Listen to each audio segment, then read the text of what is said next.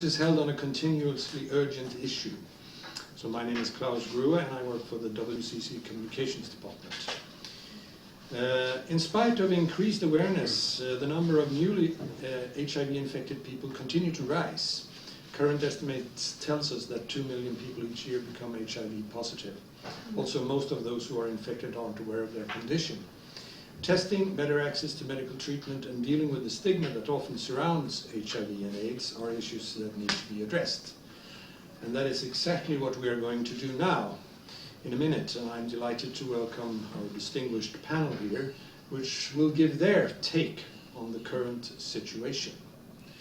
I'm pleased to introduce Metropolitan Dr. Coorilos, Syrian Orthodox Church. And you will focus on the pastoral role of the church and relation of human rights and church response. Dr. Isabel Apavo-Firi, Associate General Secretary of the WCC. Welcome, very warm welcome, and I suppose you'll give a more general take on the issue from the WCC point of view. Reverend Rex Reyes, General Secretary of the National Council of the Churches of the Philippines, where a very interesting campaign has been run on testing, which we will hear a bit more about. And finally, Reverend Amin Sandewa from the Lutheran Church of Tanzania. A very warm welcome to all of you. Thank you. I will start by asking you to perhaps briefly address the audience shortly from your respective perspective on this issue. So could we start perhaps with you, Metropolitan Coorilos? Thank you, moderator.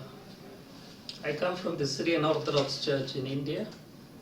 I also moderate the Commission on World Mission and Evangelism of the World Council of Churches. I've been asked to speak on this issue from the perspective of my church tradition, which is the Orthodox theological tradition. As you would know, for the Orthodox, our theology is centered around the notion of the Holy Trinity. And that gives us the theological vision of life in general. For us, the Orthodox life is understood in terms of life within the Holy Trinity, within the Godhead. And within the Holy Trinity, life is affirmed in its fullness, in its interrelationships. What characterizes Holy Trinity and life within it are the values of mutuality, interdependence, justice, dignity, and mutuality. So within this framework, life is considered sacred and holy, all life. Therefore, dignity of the individual, dignity of the human person is theologically affirmed from a Trinitarian theological perspective. That has implications for our moral decision making, in our ethical life, where life is treated on equal par. Therefore, there is no room for any kind of discrimination, be it on the basis of gender, class, caste, medical situation, status, disability, you name it. From that theological perspective, the Orthodox would affirm solidarity with all those who have been discriminated on any basis. Therefore, a pastoral approach to those people who are being victimized on any count is a powerful theological position that the Orthodox would hold. A pastoral approach that is centered around, based on values of compassion, solidarity with the victims, is very much at the heart of the Orthodox theological ethos. So in a nutshell, there is no room for any kind of isolation, exclusion, and discrimination of people on any basis. I'll probably conclude by one of the powerful testimonies that I listened to in a conference that I attended on HIV and AIDS in Geneva. There was this South African woman. While sharing her story, she said that she was an HIV patient at that time, and she narrated a story of isolation and exclusion both within and outside the church circles. And at the end of the story, she made a plea to all of the participants. She said, I want you to remember one thing, that I have only lost my immunity, not my humanity. I'm still a human being. Treat me like one. To me, that was a powerful reminder. And from my church tradition, human dignity is affirmed when we affirm the image of God in every individual. Thank you. I should also add that you are the moderator of the Commission of World Mission and Evangelism. That's right. Yes. Thank you so much. Dr. Firi, would you like to continue? Yes, I just want to say that, the history of the WCC in its involvement on HIV/AIDS is well documented in this book. Okay, the title is Passion and Compassion, the Ecumenical Journey with HIV/AIDS. And I think this book, should be read by any Christian who is interested in finding out how the ecumenical movement have responded to the issues of HIV/AIDS. And in fact, the WCC involvement in HIV/AIDS, goes back up to 1984, when the awareness of HIV/AIDS was, just coming in. It was at the time it was the sign of our time, and the ecumenical movement needed to respond to HIV/AIDS, and WCC was very good at creating space where the faith community could come together and reflect on what they should be doing in order to respond positively.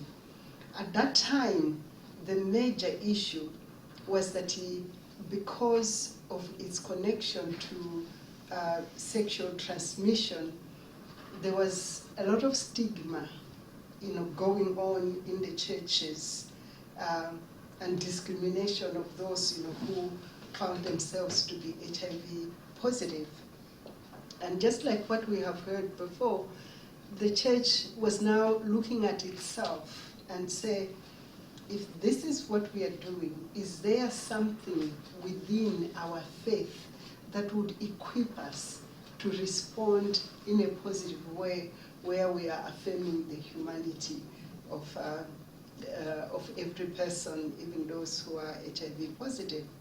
So the WCC has worked with other ecumenical partners, as well as with the WHO, and at a later stage with the UNAIDS, to find ways of helping our church leaders and everybody in the church to be HIV/AIDS competent. One, to understand that here we are dealing with a medical issue and not a moral judgment on a person who is found to be HIV positive.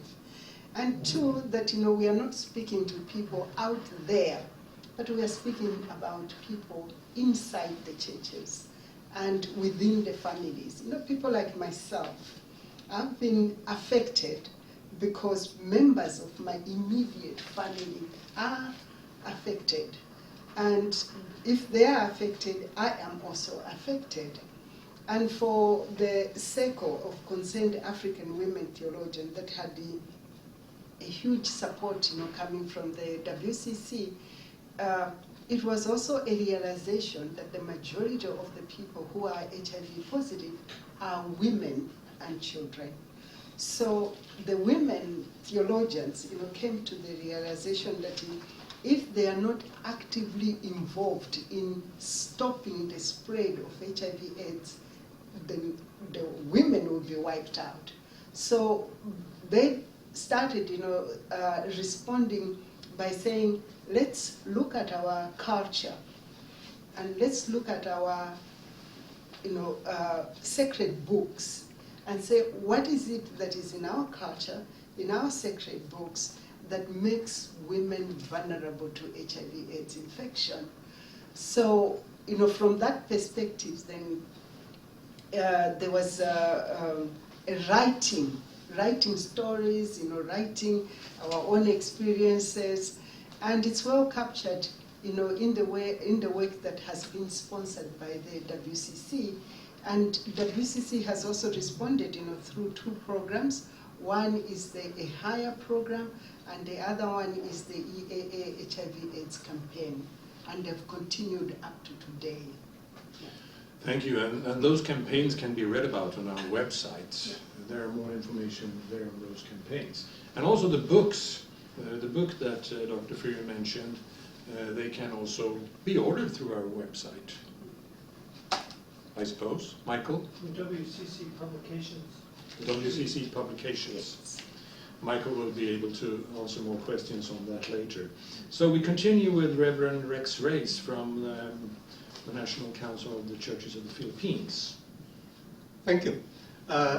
Given the increasing number of people with HIV in my country, and given the strong religious flavor as defining the behavior of some people to people living with HIV, we have to come out with a more practical way of dealing with the issue, and that is to say, an aggressive educational awareness program, and concretely a challenge to the churches to walk the talk. So, for instance, we encourage our church leaders to subject themselves to HIV testing. Not that they have HIV tests, they have the virus, but to project the necessity of HIV testing for our young people. Our young people are, they have this, they're afraid to go for testing because of the discrimination that comes with it, because of the religious taboo that has been hammered on for a long time, this concept of sin and this notion of immorality and so on. So in addition to calling for testing, we also, our part of our campaign is to engage our young people on the whole question of non-discrimination and from the perspective of the pursuit of human dignity. So we are totally in agreement with the Orthodox position. Part of our discovery was that when we were engaged with this massive educational campaign on against discrimination and marginalization, our young people and even our church people, especially the women, demanded that we should go further than that, and that any discussion on HIV and AIDS should also include the issue of LGBT, the whole question of human sexuality. So we realized we were going into a bigger and a wider conversation, and we felt it was necessary. We had fear that we will lose the campaign on HIV/AIDS, the campaign to uphold human dignity there. But we have managed to put that as a priority, and yet are able to include in our discussions the issue of LGBT and the whole concern for human sexuality. We are managing, we work well with our allied organizations in the Philippines who are not necessarily faith-based, but it is a constant challenge. My country is predominantly Roman Catholic. It's more than 85% are Roman Catholics. The National Council of Churches is a very small outfit, but we are making headway, and I'm very glad for that. And you also have been running a campaign, quite special campaign on the issue, I understand. Yes. I had to have myself photographed undergoing the test, and it was, they put it up, a huge billboard was put up at the main highway. I was bashed for that, and there was a strong reaction from my colleagues to issue a statement. But in the end we said, let it pass, because at least people are talking about it. So we did not issue a statement on the bashing of the General Secretary of the National Council of Churches. But our moderator, the former moderator, had himself also photographed undergoing the test. So that is, we are saying to our church leaders, we have to walk the talk. This debate, the theological issues, discussions, we can go ahead with those, but we have to do some drastic action. And from our view in the NCCP, the drastic action is education and awareness and the removal of discrimination. And we also have copies of the campaign here in the press pack. And I suppose it's available on the web too. Thank you so much, Reverend Reyes. We continue with Reverend Sandewa, please. Yeah, I'm Reverend Amin Sandewa, the pastor in the Evangelical Lutheran Church in Tanzania, but currently I'm the national coordinator for a network called TANERELA. That stands for Tanzania Network of Religious Leaders Living with or Personally Affected by HIV and AIDS. I'm a member of this network in the sense that I lost to HIV my 2 daughters and my wife. So whatever I'm going to talk here is mostly from my personal experience. I'm one of those who believe that the disclosure of HIV status is one of the prevention strategy. Try to imagine of the situation where all people who are HIV positive could say, okay, this is my situation. Then it would have been very easy even to help others from prevention. The challenge you are facing here is why people are not ready to disclose. Back home there in my network, Tanzania, we have more than 400 religious leaders who are HIV positive. But very unfortunately, only 10 who have disclosed. Now you see there is the question of stigma. And you see, sometimes disclosure is left to people who need support. Someone say, okay, I have my food, I have my life, I can run my life, why should I disclose? For what? But then the importance remains the same, that if you disclose, you can prevent the others, and then you can help even those who are HIV positive to come to you to seek for support and things like that. And another question which comes to my mind is, why should there be stigma? It sounds as if the first strategy for prevention itself had a stigma connotation, the ABC. Because the moment you say abstinence, be faithful. Now, if people are HIV positive, that means they are not faithful, isn't it? If people are HIV positive, that means they have failed to abstain. But of course, of recent time, when I have been dealing with the issues like female sex workers, I was recently tested for the 8 of them, and none of them was positive. Have they abstained? No. Are they faithful? No. So we have to rethink again on how to approach these issues. Of course, that's where in Erela, we are coming to that approach of safe methodology. And I think another challenge which face most of religious leaders, especially there back home, to disclose the HIV status is the association of sexual morality.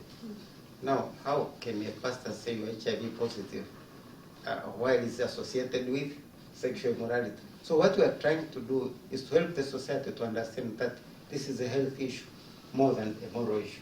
That's what we are doing.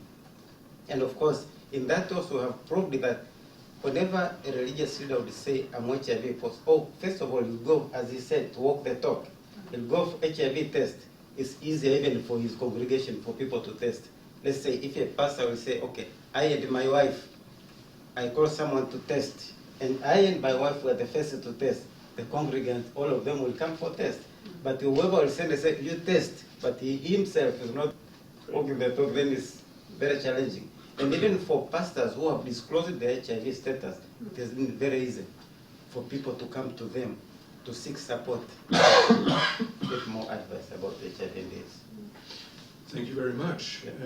I think we will open up for questions now. We have got some very interesting, I think, angles on this subject. And we got a question from Gavin Drake, who is the interim editor of the Anglican Community News Service. And he's asking, my churches are involved in HIV/AIDS ministry from education and prevention, care for those with the diseases, and support for AIDS orphans and so on. Would the panel describe the area of ministry as an ad hoc approach with different denominations and churches doing their own thing, or one where the churches are coordinating their response? And what difference would it make if the churches were to combine their efforts to work together more closely than they are now? Thank you. Perhaps Rex Reyes. Thank you. I thank you for the question. I am an Anglican, but in the Philippines we do it together as churches. It's stronger that way. The theological issues are easier to deal with when we talk together. We recognize churches when they have their own initiative, and that's good. But just to drive the point that HIV transcends denominations, Yes. transcends faith, we have to deal with that in an ecumenical way. And I'm very happy that the World Council is leading in that area. I doubt if we have reached this far were it done by the churches alone and by themselves. Perhaps Dr. Fear would like Yes, to I wanted to comment on the same, just to say that for the World Council of Churches, they've been encouraging the churches, to work together. And this is clearly seen in the statements that have come out over the years. The first statement was in 1989, 86, and then 1996 and 2006. And at this conference, we are going to have another statement approved where the churches are being asked, to recommit themselves to the work on HIV/AIDS.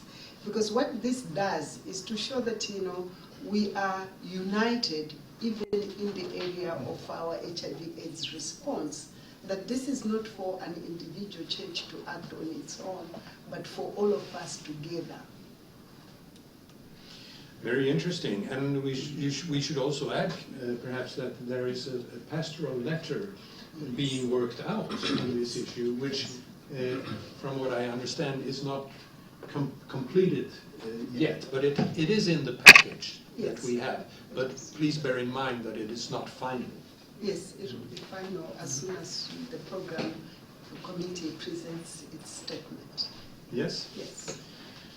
Thank you. So I could leave the floor, leave questions for the participants here.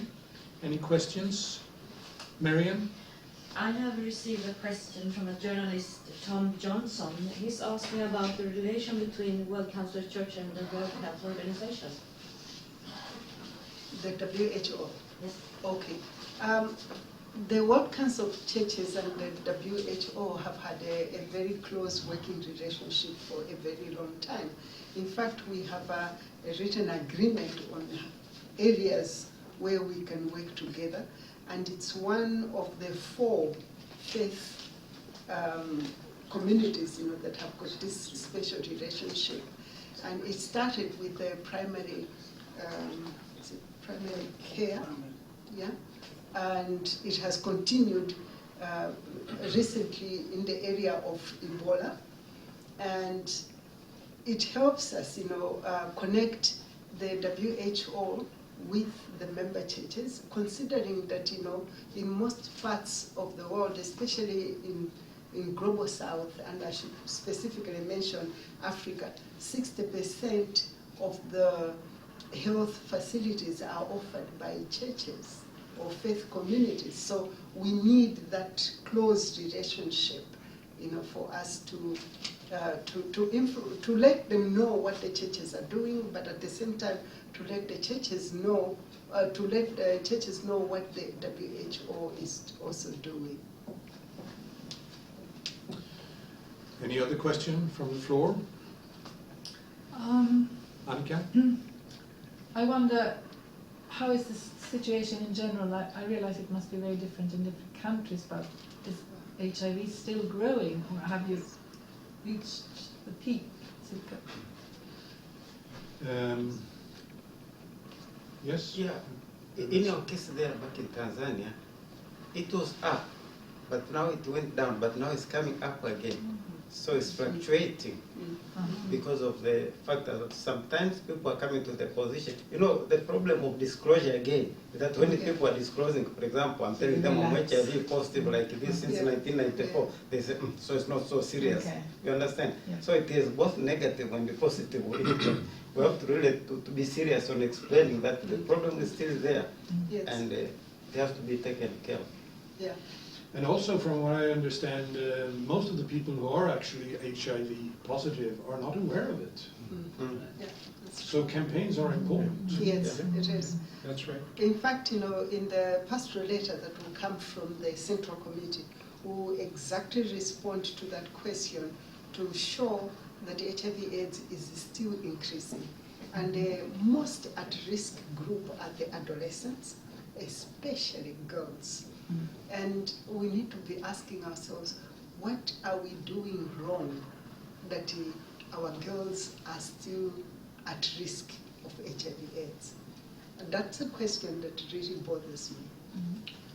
Unfortunately, I don't have the exact figures about the situation in India. Probably Mahesh can help me on that. At one stage, we were number 2 in the global scenario after South Africa. But my sense now is that the HIV incidence in India is coming down because of various reasons, conscientization and all that. But I think one of the challenges as a pastor that I face is that there are several churches in India where there is no systematic, organized work that is happening around this issue of HIV and AIDS, my church included. We don't have a department that works on this issue. And my church will not be the only one. There are others as well. There are other churches where systematic work is being done due to the influence of World Council of Churches and other church communions. I think one of the challenges, therefore, for the World Council of Churches is to exert that persuasive influence on member churches to take this issue up. In India, we have the National Council of Churches in India, which is doing some work on it. But then to get it at the grassroots level, to member churches, for them to take it seriously, we still have a long way to go. But again, if I'm to add on that is also the question of medication. We're having this challenge there back home, where we're having antagonistic way of approaching this issue of HIV, even within the religious organization itself. Some will say, okay, people should go for medication. Some will say, okay, we are going to lay hand on them and they are going to be healed. I remember 2 years ago, we lost one of our members because he was on medication, and then he was prayed for by his bishop, and then he said, now I can't take the medication again. Then he stopped the medication. He passed away. And of course, we're having also this antagonistic relationship between religious approach, should I call religious approach and scientific approach, especially on prevention and even on taking care of patients. I think that's where it's important to be working with other organizations when it comes to medication and making those drugs available, because churches should really speak to that. And the churches and the civil society groups who are engaged with the campaign can have a stronger voice in terms of lobbying with their governments to find ways and means for people to have access. In my country, it's so expensive. You might be cured, but you die for the wrong reason. Your pocket is empty. So it also has the dimension of a human rights struggle somewhere. the right of patients to people with HIV to have access to medical care, the right to be given the pastoral care, if I may say so, and the right not to be stigmatized and put asunder. I just want to add on that. In WCC, we are addressing both the right to access for treatment, especially for children, and also the right to food, because medication without proper food is equally dangerous. So we are addressing both. It is clear, obviously, that the churches play a very important role They do. in the fight against AIDS at different levels, not the least at grassroots levels, and that the situation is different, rather different in different countries, as you also described. So the road ahead is a road of struggle, I suppose. Is there a sense also that the issue as such has faded a bit from the headlines? You don't think so? It's still. At least in my country, we have to sustain the campaign. So once in a while it comes up in the dailies, and in the way we deal with our programs in the NCCP, all programs, there will be, if they ever hold activities, there will be an hour or two devoted to the educational component on HIV and AIDS and human sexuality. It's not as if it's a department. The campaign for HIV and AIDS awareness is integrated in every program, from children to women to pastors, seminarians. I wanted to mention that, when you travel in most of the African countries, you see that the billboards that used to be there to warn people about HIV/AIDS have been taken down. But within the World Council of Churches, we have maintained the momentum for the HIV/AIDS campaign, because we realize that it's not over. HIV/AIDS is a reality, and we still need to continue making the churches, to be aware, as not just the churches, but the communities where we come from, that the awareness should continue, and then we'll not stop until it's completely out. And when will that be, you think? When can we say that AIDS is no longer there? The sooner the better, but we don't know when, and we will continue campaigning until it's over. And also, I think another thing that to come to an end of with a number of things that need to be considered. Yes. For example, we have to make sure that there's no group which is left behind. Yes. For example, in our case, we're having the question of female sex work. I remember the time we started intervention with female sex work, it was very challenging. You pass away, what are you doing then? But to see, these female sex workers are having customers, and the customers are from the wedlock, from the congregations, but they are their customers. Now, unless we help them so that we can reduce the transmission, so there are a number of things that need to be addressed. Again, the question of comprehensive sexual education, especially to our young. The other time when we are dealing with this comprehensive sexual education and information to our young, our teenagers, we came to realize that they are quite aware of a lot of information than even ourselves. So, and then we remain with the denial that they don't know. So we need to help them with this. Just one take on that. The question that you raised, I think, to me is very relevant to the meeting now. Pilgrimage of justice. As long as there are issues of justice in our countries, we will have to continue the education, because this whole question is related to the issue of justice. When people are denied their rights, then they think of a way out, which is often self-destructive. The denial of privileges, of opportunities for study, to learn, for food, for work, and so on. have dangerous consequences. So for as long as there are issues of justice, we will have to continue. And another area that, another group that we tend to forget are the children who were born HIV positive, and they are now young adults and who are now sexually active, and they want information from the churches. They want sex education so that they know how to, they want to have children, they want to be married, and we are not providing them with accurate information that would help them cope with their being born HIV/AIDS positive and now being at a stage when they want to start to get married and start their own families.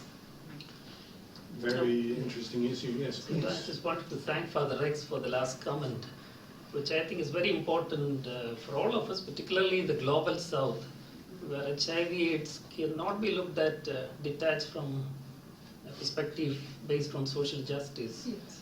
economic justice, gender justice. All these are involved in the problem that we are addressing here. Unless we have that dimension of addressing it as a justice issue in its entirety, we will not get there.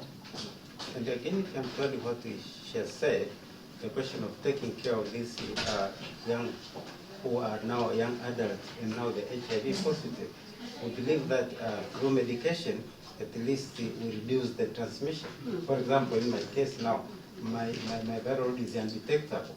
Now, if you could encourage on adherence of the medication, especially to the young people, encourage them to take medication correctly and in the right way, then it can help them to reduce the viral load, and then it can reduce the chance of transmitting to others. Thank you so much. I think we will have to wrap it up now, but our distinguished panel here will of course be available for more questions and also interviews in case someone is interested to ask further questions. So thank you so much. Thank you. Thank you. Thank you. Thank you. Thank you. Thank you, Bishop. The sound was good.